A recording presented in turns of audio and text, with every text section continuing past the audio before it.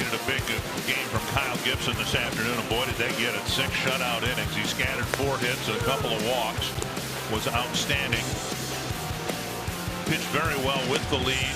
Ended up leaving the ball game without allowing a run, and it was easy for us to say it was Kyle's biggest start of his big league career, but let's get that confirmed or denied from Kyle. Kyle, was it your biggest big league start this afternoon? Yeah, I'd say it's probably one of the biggest situations that I've been in.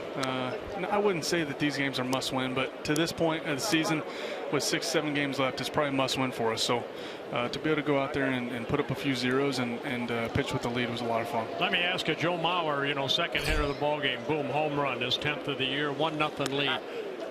Try to explain to the fans what that does to you. Relax you a little bit? Yeah, absolutely. I've gotten myself in a situation a couple times this year where a couple runs in the first inning have kind of cost us the game. So to be able to go out there with a lead in that first inning definitely gives you a little bit more comfort.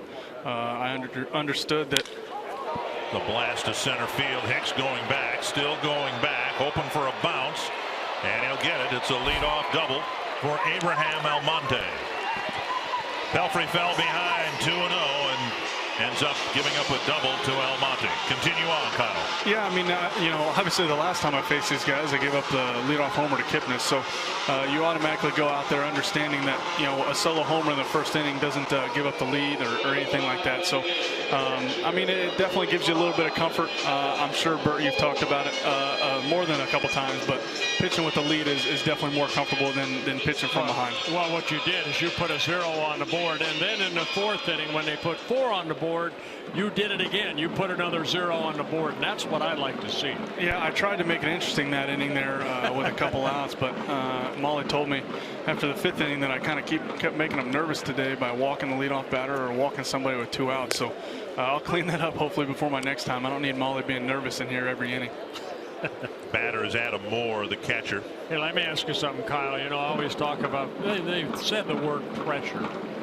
I always thought pressure is nothing more than you put on yourself. When you went into the ball game, you knew you had to go out and do what you're capable of doing, exactly what you did. Yeah, I think I agree with you. Definitely a lot there. You put a lot of the pressure on yourself.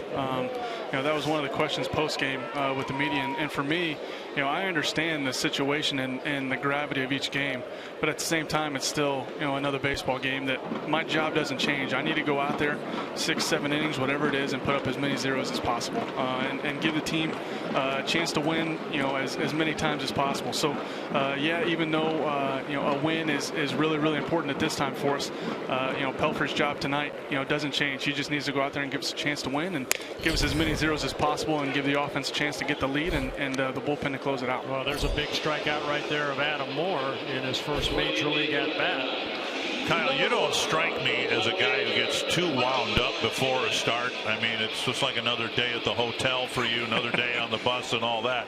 How important is it as these games become more important for you to maintain your same personality and your same approach regardless of the magnitude of the game? Yeah, I think it's important for everybody, really. And that's one thing that having such good leadership has been big for us.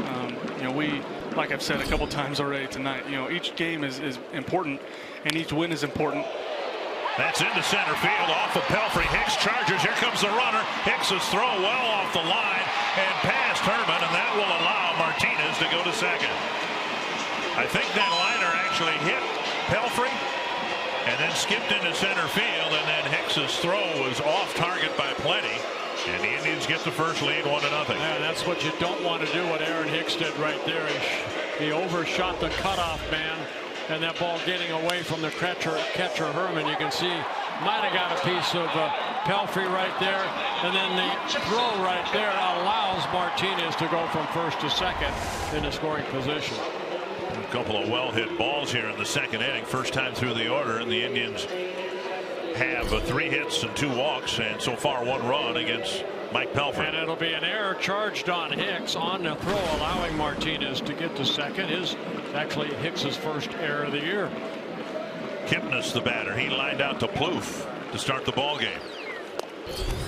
Ball one. Kyle, you were talking about your demeanor and trying to treat every day and every game as if it's the same as the prior one. Yeah, I mean, for me, I like to always be talking. I talk a lot as it is. I'm sure you guys have never heard that about me, but I like to talk a lot. And whether I'm starting or just in the bench, during the game, I try to stay with my same personality, and I try to not get too high, too low, in the middle of a game or any time during the season. So, yeah, I think it's important for everybody down here to understand. Obviously, everybody gets it that every game is important and you need to win, but when you start putting too much pressure on yourself and you start making it bigger than it is, that's when you start losing your personality, you start losing who your team is, and then maybe you don't start playing as well as you want to play. Hey, Kyle, this is your second full year with the Twins. You came up a couple years ago for a cup of coffee, more or less, but what have you learned over the last couple of years? That's a great question. I probably learned too much to sit here and list with you guys. That might get a little bit boring, but I think the one thing, not really the one thing, but I think a big thing for me is gaining the experience and learning how to deal with certain situations, and some of that is just being more comfortable out there. Like this situation right here. I mean, Pelfrey, he's out there executing pitches. It doesn't change whether there's bases loaded or nobody on. The goal out there every pitch is just to execute a pitch. And sure, there's some situations where it's more important or it's less important, or more pressure or less pressure. But the more comfortable you are out there, and I think that's one thing that's helped me out a lot this year, is being more comfortable on the mound in every situation. And that's going to allow you to execute pitches in those big situations more often. I got to let you know that I watch, we come to the ballpark early. When you're not pitching, I watch what you do. I'm proud of the way that you go about your business getting ready for each start. Into the Twins dugout. And what I mean by your running, by your conditioning, by your mental part of the game, I think you've got a great future ahead of you as long as you keep maintaining that. Yeah, I appreciate it. I mean, it's important. You get into these times, late September, early October. This is the first time I've pitched, hopefully into October. So it's going to be a learning experience, and you're not able to do that unless you take care of yourself from April through September. So it's something that has been ingrained in me, as whether it was in college or even my first 5 years here with the Twins, working hard and keeping your body in shape and giving yourself the best chance to be in condition and in shape when September and October comes around. I got to be honest with you, I've seen other guys that maybe get the big contracts and they don't work as hard as you do, but keep it up. I appreciate it. Thank you. Hey, another thing too, Dick, I know you have a question, but as we have Kyle here, it's cooler. The weather cooled down. Today had to feel great. You almost feel like you're stronger, huh? Yeah, I mean, if you're ready for it and you're prepared for it, yeah, absolutely. I don't mind pitching in the cold. So for me, I love it being out there. I think hitters probably dislike the cold a lot more than the pitchers.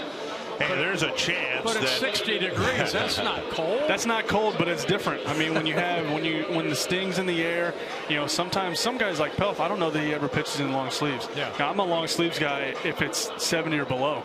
So, it doesn't really affect me too much. Obviously, it's not affecting Pelf here because he never pitches in sleeves. I always love this time of the year because you just feel refreshed again. Absolutely. I love it. Ramirez, the batter, and there's a chance that if Sunday's game carries the weight that the Twins hope it does, that Kyle, you'll be asked to come back on 3 days rest. Is that any kind of an issue for you at all? I mean, I don't think it's an issue. I smiled when you say that just because it's exciting to think about. Anytime that I can go out there in a meaningful game, I'm pretty excited about it. So if the day comes on Sunday and Molly wants me to take the ball, then I'm going to be definitely ready. I'll make any adjustment here over the next couple days that I need to be feeling fresh and ready to go. So hopefully we get it wrapped up and clinched before that point, and we don't have to worry about it. But if the day comes and my name's on the roster, I'll be ready. We'll let you start getting your rest right now before the third out. I appreciate it. Thank you, guys. Thanks, Kyle. Thank you, Kyle.